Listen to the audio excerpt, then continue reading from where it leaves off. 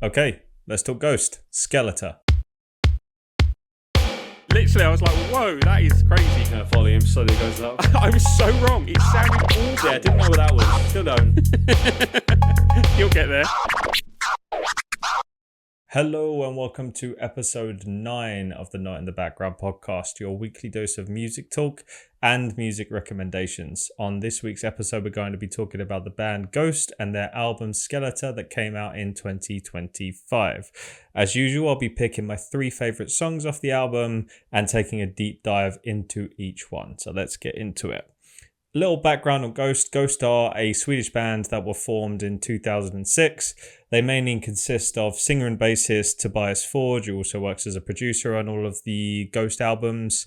He's kind of the man behind the group because if you look at the albums and look at the lineup of the band, it's Tobias Forge plus then a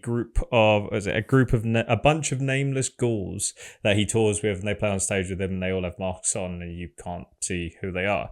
So quite an interesting project, kind of run by one guy who then gets other musicians to join him on his journey. For example, with the Skeletá album, there's a few faces and a few people that are in there that were consistent across all the tracks. So you've got Tobias Forge, or Papa V Perpetua, which is the alter ego and the character that he performs as when he's on stage, and the character for this album. I'm not going to go all into the lore of Ghost because it's a very long thing to look into, but it's very, very interesting, and it was one of the things that got me into Ghost in the first place. So definitely look at the lore of Ghost and the albums and the characters and go from there. In terms of, on this album, Tobias did the writing, vocals, bass, and also worked as a producer.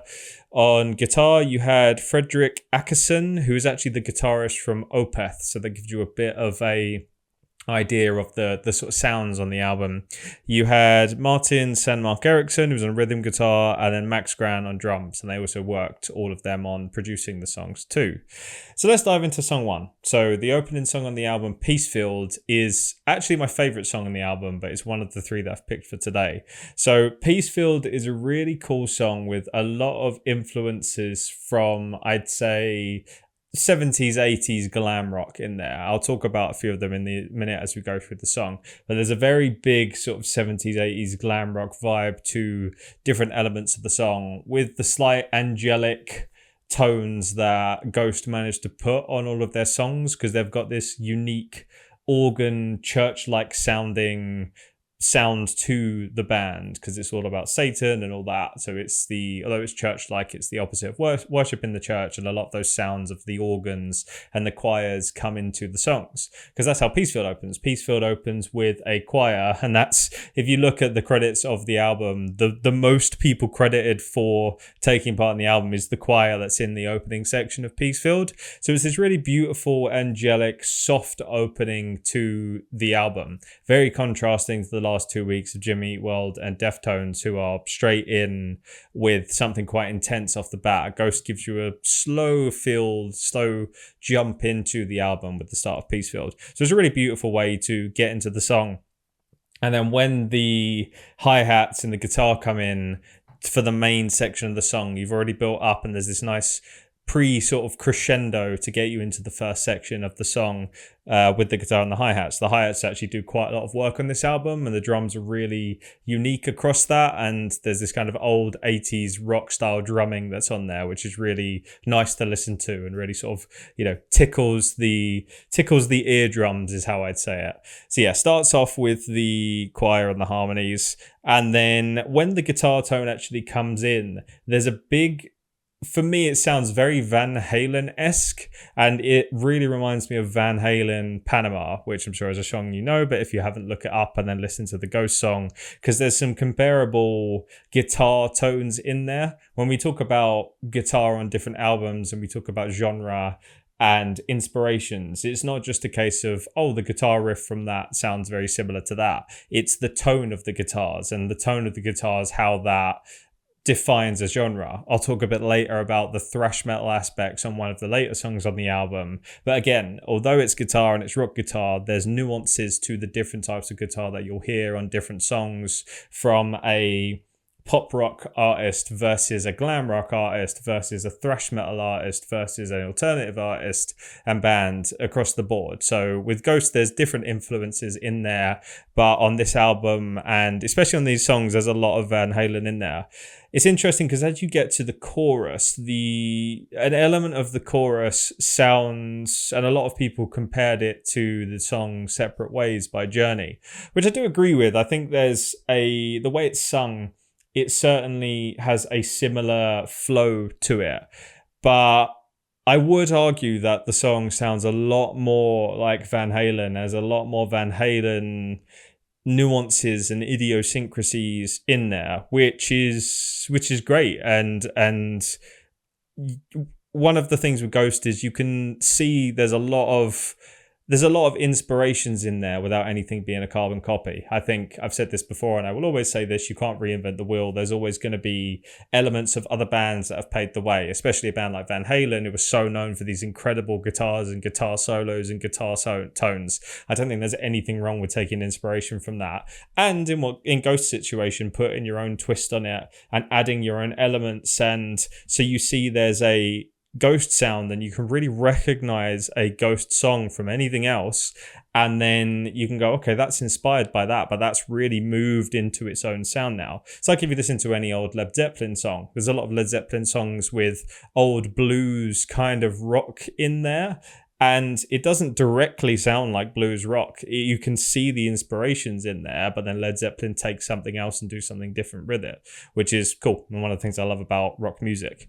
So moving on from talking about Journey Separate Ways of the Van Halen-esque sounds to it, one of the things that when I first listened to this song, I liked and found not hilarious, but so interesting, because a lot of 80s rock really dived between different things. You had the glam rock aspects, and then there was this pop rock type, Kenny Loggins, Bryan Adams type stuff that's in there, and Ghost will often meld the two of those within the same song. So in this, there's an element of the Baywatch theme, which I heard, I'll Be Ready, Jim Jameson, the heavy kind of quite tribal drums that starts the song, but the soft into it, and then the really upbeat chorus sounds and all that. There's a lot of 80s elements in Ghost songs, and so here at a song where you can combine this really angelic, slightly ethereal choir to kick it off, and then you're into Van Halen, and then a bit of Jim Jameson in there with the Baywatch theme, is quite impressive to pull that all off in the space of one song. We move on to the bridge of the song, and this is where there's a kind of beat in the song where things slow down, and that aspect of the song really reminded me of Always by Bon Jovi, which is a much slower song, a much more, nice drums to kick into the song, and then it's very guitar-led and vocals-led. And in the bridge of Peacefield, it really starts to slow everything down, and then that initial Van Halen sounding guitar tone fills in that and actually slows down and goes with it, and you sort of feel like you're riding on this wave, as I've mentioned before. When listening to music, you're riding this wave that's kind of slowed down. It's like everything's gone into slow motion and gives you a beat for a second before you're into the end of the song with a repeat of the chorus. And the outro guitar, which again is very, very Van Halen-y, and really reminded me of Ain't No Talking About Love, so a different Van Halen song, but that's in there as well. So there's all of these elements on this opening song on the album, which I absolutely love. If we talk about the lyrics on it, there's some lyrics that I really connected with and really told me what I think the song is about. When I think of the words, just the words Peacefield, there's certain imagery that comes into that. I don't know if it's because Tobias, obviously the main guy, is Swedish, but there's this, I always think of this slightly Scandinavian open green field with loads of flowers popping up, and the imagery is that everything's nice and zen and cohesive between the world and nature and humans. And that's just from the title that I get that imagery. So the title tells me a bit of what I think it's about, and I think the song is all about hope. I think it's about hope no matter what happens into the world, and I think some of the lyrics in there can kind of tell us a bit of that. So for example, the lyrics at the end of each verse, which repeat, are, we all need something to believe in until it's over, anything, anyone, anytime, but it's not over yet. Which is a really sort of powerful, I mentioned Kenny Loggins and that 80s glam rock. It's that powerful, you can do it chorus, and, pause, star jump between everyone, and it's all amazing. And it kind of alludes to what Peacefield is talking about. And there's this, almost this place where people can go where there's hope and there's, serenity going on. Because he also talks about, there's a line where he says about slaughtered czar, and another where he talks about monarchs and talks about their deaths throughout the song. So it's almost as if history continues and, kings and queens and various leaders of countries can die, but throughout that, it doesn't matter. And you can, not that it doesn't matter, but that whatever happens in the world, it doesn't matter to the hope that you have. You should keep that hope and keep doing what you're doing and keep connecting with things. So yeah, I really love that. We all need something to believe in. It's a proper, singable Queen, we will rock you, we are the champions type thing that's in there. And this is just the opening song of the album. So a really hopeful, high energy way to get into the album, which I love. And yeah, like I said, favorite song of the album. When I saw them live, they played the O2 Arena in London. And it was the song they opened with, and Skeletá wasn't actually out at that point. It was out the next week. So I hadn't heard Peacefield yet. And Peacefield was the third single off of the album, which released literally a few days after I saw them at the O2. And I remember listening to that because it opened, and then the intro, there was a big curtain over it, and all you saw is Tobias's face on the two screens that flank the stage. And then the curtain dropped when they got into the main drum beat and the main guitar. So yeah, really visceral memory in my mind of that and that song. And yeah, really awesome way to start the album. Moving on to song 2, I could have spoken about the 3 singles, but I just thought, one, that'd be too easy, and 2, I really liked some of the album tracks off of this album, so I wanted to talk about one of those and get into more of some of those influences as well. So the second song I want to talk about comes a few songs later, and it's called Cenotaph. And Cenotaph it means a monument that's in honor to someone or a group of people who they don't know where their remains are or they're buried elsewhere. So you might see this around with war memorials where there's, a big sort of monument and there's a lot of names around it. So that would be an example of a cenotaph. Again, this song's really cool musically. It opens with, like I said, the hi-hats do a lot of work on this album, and it opens with the hi-hats, same as Peacefield. So you get this kind of slightly upbeat vibe to go into it, and that's when then the synth comes in, and then these guitar dive bombs after that really continue with the 80s rock kind of sound in there. I find it quite interesting because the opening riff of this song, it's still in that slight thrash metal, slight glam rock area, but I feel like it moves away from Van Halen and moves a bit towards the thrash side. And I find it sounds a bit like the song Walk by Pantera, but if you slowed it down. So it gives Van Halen and Pantera have some crossovers in some parts of their sound, but obviously there's very much a glam rock aspect, a bit more upbeat versus the more thrash metally metal sound and darker sound that Pantera has. But there's obviously crossovers and some of that guitar tones there. So moving away from the very iconic Van Halen sound to something that's a bit more thrash metally, which is also how the curve of the album goes with the songs. Moving on to the next song after this, you'll see what I mean. So you get a bit more of the thrash metal sound with Pantera Walk. And it's funny as well because although they move the guitar more towards that slightly thrash metal sound, the actual structure of the song is really similar to the song Rosanna by Toto. And if you've heard that song, you know that song is a very soft rock, pop rock type song instead. And it's very upbeat and very 80s vocal sounding. So considering the guitar's moving in a slightly thrashier direction, the actual structure of the song moves in more of like a soft rock 80s, almost yacht rock aspect, just like yacht rock meets thrash metal. Yeah, it's a really interesting sound to it because as the song moves on, it still stays in that Toto Rosanna structure. Like in the drums that are in the bridge of the song and the synth that's in the bridge of the song, it's so similar to Rosanna.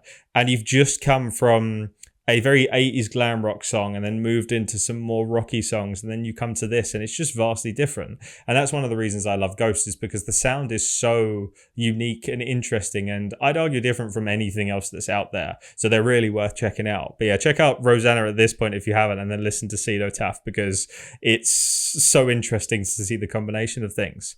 What I like about this song, and one thing that I want to mention here, is if you look at Tobias's voice, Tobias has a really interesting voice, and it sometimes gives me elements and makes me think of how Phil Collins actually sings. There's a slightly nasally aspect to it and a slightly unique sound to his voice, where if you hear a Genesis song or a Phil Collins song, even if you don't know the name of it, you know that that is Phil Collins singing. And Ghost is a bit like that. He's got a very unique voice that really helps with the unique Ghost sound and what you imagine when you hear a Ghost song. So you hear the instrumental to a Ghost song and you go, yeah, I think I can recognize that as a Ghost song. And then you hear Tobias's voice and you go, yeah, I can also recognize that as a Ghost song. So yeah, he has a bit of a Phil Collins vibe to how he sings. And in the bridge to this song as well, like I mentioned the drums before, there's a synth that really reminds me of the song Invisible Touch by Genesis. Genesis often had the synthy breakdowns in their songs and strange time signatures, and did odd things with the drums and the synth, and made these really epic musical ballads and songs and stories throughout. And Ghost have kind of infused a bit of that into the work that they do. So yeah, I don't know if that's intentional, but considering the amount of influences it feels like are within Ghost, I'd imagine that there's an element of the work that Phil Collins does as a musician, and Genesis did, with Peter Gabriel and that, as musicians, that you just can't, if you're in the rock space, whether that's any type of rock that I've mentioned, you're going to be influenced by the people who've paved the way in the past. And Genesis are definitely one of those bands. I am going to talk about a Genesis album in the future.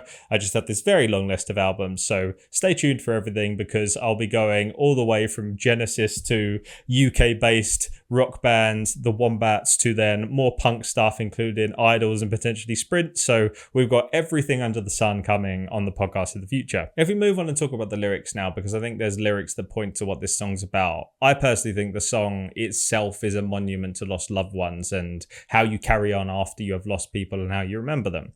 So one of the lyrics in there is, through the sensations, on through the storms, like you used to be. Wherever I am, you're always there, riding next to me. What this feels like is he's talking about never forgetting the memory of the people that you've lost, and you carry them through the same situations. Something as simple as, if you lose someone in your life and you suddenly visit a park that you used to go to them with, you still, as much as they're not there in physicality, they are there in the memory and spirit from what you're doing, and you still have to continue on in life, even though there's so many people that have touched your heart and have been part of your life, that unfortunately the circle of life is that people die and you lose them along the way. But despite the fact that they're gone, they're never forgotten, and you still carry on doing what you do in life while still remembering them. So yeah, really beautiful sentiment in quite a upbeat song. So really enjoy that. Really love that song. Moving on to my final favourite song off of the album, and this is the penultimate song on the album, and it's the song that is called Umbra. Now, Umbra is actually Latin for the word shadow, so there's a dark, contrasty element to this song. The intro of how I can describe this song is, have you ever seen the SNL sketch with Christopher Walken where he keeps saying he needs more cowbell? This song does not need more cowbell. This song has the premium amount of cowbell that you want in the song. The cowbell is the instrument that kind of keeps going through the song regardless of wherever else it goes, because there's a lot of chaos that happens in this song, but beautiful chaos, like a beautiful storm. So yeah, watch that SNL skit if you haven't, and then come and listen to this song. The song itself is just epic. It's like a movie score. It has this otherworldly synth playing throughout the whole thing.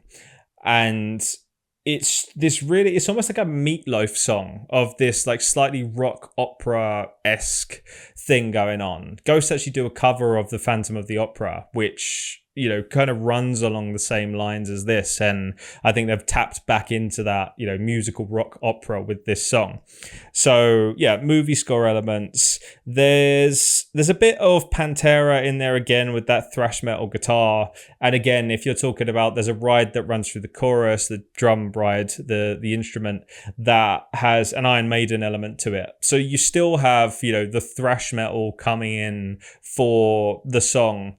But then once again, there's this 80s kind of pop rock sound to it. Because it really reminds me of the song Danger Zone by Kenny Loggins. If you've seen obviously Top Gun, you know the song Danger Zone, but there's this kind of fast pace aspect to it, this epic, like loud, big aspect to it, whilst there's this really cool synth sound going on in the background. And it's the similar structure that goes on in the song Umbra. And then you get to the chorus, and the chorus once again has quite an 80s pop vibe to it. I don't know why, and I think it's just the melodies and the harmonies that Ghost do through their choruses, and another reason why they're so good and why bands that have really singable choruses always tend to do well. That's the, like I mentioned to you, the Jimmy Eat Worlds, the Ghosts, the Aerosmith, the Queen. Like, you can just pick out all of these iconic choruses through them. And the chorus to Umbra, I almost feel like Bananarama could be singing it. Bananarama with a thrash metal background. So again, quite an odd, striking contrast, but it really works with what Ghost do. And yeah, it's just fascinating to see so many different influences in the same song that just work together and mold together so well. I think one of the things that a lot of 80s pop groups did really well were these really nicely melodic choruses. You just had a lot of groups of absolutely unbelievable singers who would come together and then make a really poppy, vibrant song. And there was a lot of fun pop music out there. And there's definitely pop elements to what Ghost do. So if we're talking about the song Umbra, most of the song is obviously fantastic, but the big meat of the song is the musical interludes, the instrumental interlude that happens further on. There's this just constant thrash metal guitar that goes on in the background, kind of a fast-paced version of the guitar on Stevie Nicks' Edge of 17. Like, if you can think of that sound, you can think of the sound that goes on in the background here. And then the song moves into this. Basically, it's a call and response between the keyboard player and then the two guitarists. And if you listen to it with headphones on, you can hear actually in the mix, they're all in a separate place. So the synth is really far left on the sound from the headphones, and it's really far left in the mix. And then if I remember rightly, one of the guitars is kind of front middle, and then the other one is further towards the right. So you get this kind of concertina effect of, as each one's doing it, it goes round, almost like they're having a sort of rock battle off, similar to like a Guitar Hero battle between them. So, and it sounds amazing. It's so epic and big, and all you have, like I said, the whole time this is going on, there's the extra guitar that's going on in the background. I don't know if you've ever seen it, but Foo Fighters, when they were doing their Sonic Highways album, they did like a little documentary for each song. I think it's on YouTube actually. And in Something for Nothing, there's a element of that and a shot of that where Dave Grohl's playing and he's recording and he messes it up. And then because he messes up, he starts playing this really fast thrash metal over the top instead. And Taylor Hawkins in the background, rest in peace, he's sat on this sofa just vibing and he's like, yeah, this is what we got to do. And then Grohl's like, no, we're not doing that. It's not 1995, talking about that really thrash metal sound. And that's the guitar that keeps going on here. So 30 years later, after 1995, you still got those really fast thrash metal guitars in there, which is awesome. And yeah, the musical interlude is just amazing, and it's the reason I love this song, because it's so different from anything I've heard in a long time. It's also quite funny because there's my favorite part of the music video happens in this section. The whole music video is almost about this like relationship of two people, and they're dancing back and forth and having this constant dance off. And during the musical interlude here, there's a part where the synth goes dun dun dun dun, and the shot in the music video cuts to the guy booping the girl on the nose in time to the synth there. So just a fun bit that happens in there. If you look at any Ghost music videos, there's always quite a fun aspect. The music video to... what's the bloody song on the album? Satanized. The music video to Satanized is amazing, and I'd suggest you check it out because it's brilliant. And just check out the whole album because it's brilliant. I think if you want 3 songs to start with from Ghost, I would start with Peace Filled, because that gives you a real cohesive look into how Ghost are. I would then listen to the song Dance Macabre, because that was the first song that I listened to get into them, because there's a much more, melodic drumming, kind of AC/DC drumming sounds to it, but there's this 80s pop in there as well, so that's quite interesting. So I do that, and then because the musical interlude is just so fantastic, I would listen to Umbra from Ghost as well, so the third song that I mentioned here. And if you do that, you will be well on your journey to being a fully fledged Ghost fan and going to see them. Amazing. Well, if you enjoyed the episode and you've been watching on YouTube, give me a like and subscribe and let me know what you think about Ghost in the comments. Also, I am posting a community post each week with the 3 songs, so you can vote on which one is your favorite off the album. And if you have a different favorite, then comment on the YouTube video and let me know. If you're listening on Spotify, Apple Music, or anywhere else, then give me a rating and follow the podcast so that you never miss an episode. I'm also on Instagram at not in the background pod, and there's a lot of discussion that goes on there. So yeah, thank you for listening, thank you for watching, and I will see you again next week.